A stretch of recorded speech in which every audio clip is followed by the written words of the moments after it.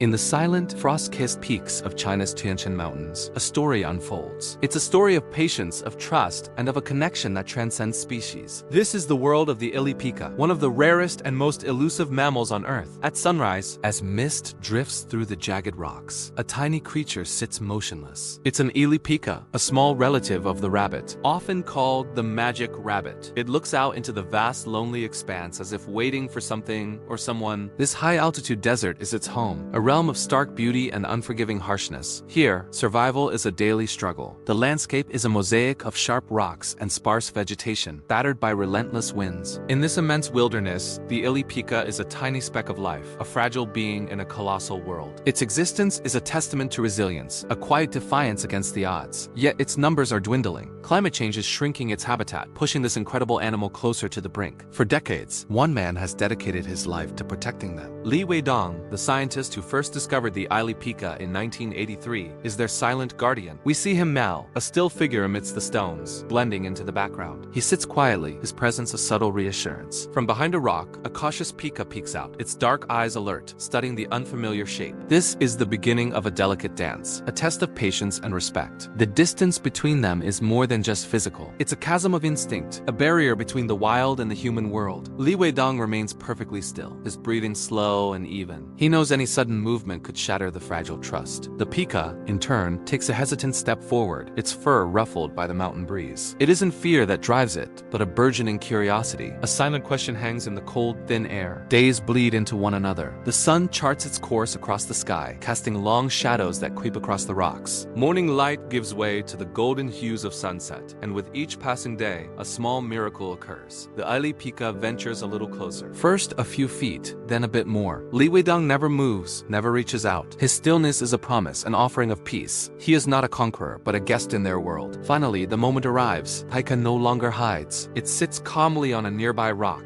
its chest rising and falling, its breath visible as tiny puffs in the cold. It has accepted the man's presence. A silent pact has been formed. The camera pulls in, showing the soft, intelligent eyes of the pika, then the weathered, peaceful face of the man who has waited so long for this connection. It's a bond forged not with words or touch, but with shared silence and mutual respect. In this remote corner of the world, two different souls share a moment of profound understanding. But this mountain kingdom is as treacherous as it is beautiful. The sky darkens and ominous clouds roll in. The wind picks up, carrying the first flakes of snow. The landscape, once serene, now looks hostile. The rock where the pika used to sit is now empty, a stark reminder of its vulnerability. The storm is a threat not just to this one small creature, but to its entire species. When the storm subsides, Li Weidong returns to the familiar spot. He waits. The minutes stretch into hours. The wind howls a lonely song and the rocks are silent. There is no sign of his small friend. A flicker of concern crosses his face, a shadow of worry in his otherwise patient eyes. The vastness of the mountains suddenly feels empty,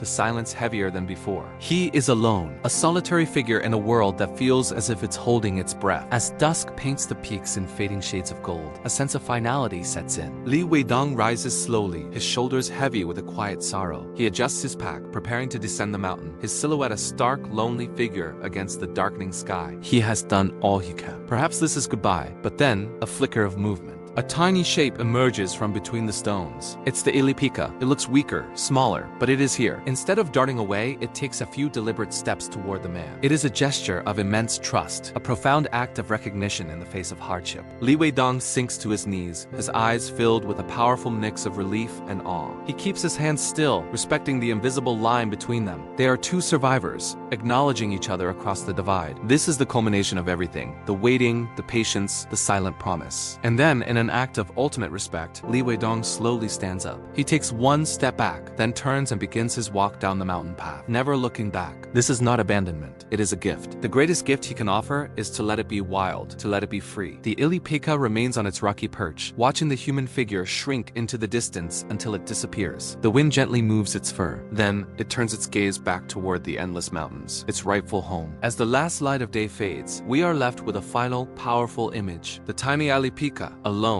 but not lonely, a symbol of wildness and resilience, at peace in its vast, magnificent world. Its future is uncertain, but for this one perfect moment, it is exactly where it belongs, free. The story of the pika reminds us that some of the most profound connections are the ones we choose not to tame. If we want to protect these incredible creatures, we must learn to love them from a distance, to be their guardians, not their keepers. Thanks for watching. Follow for more stories from our wild world.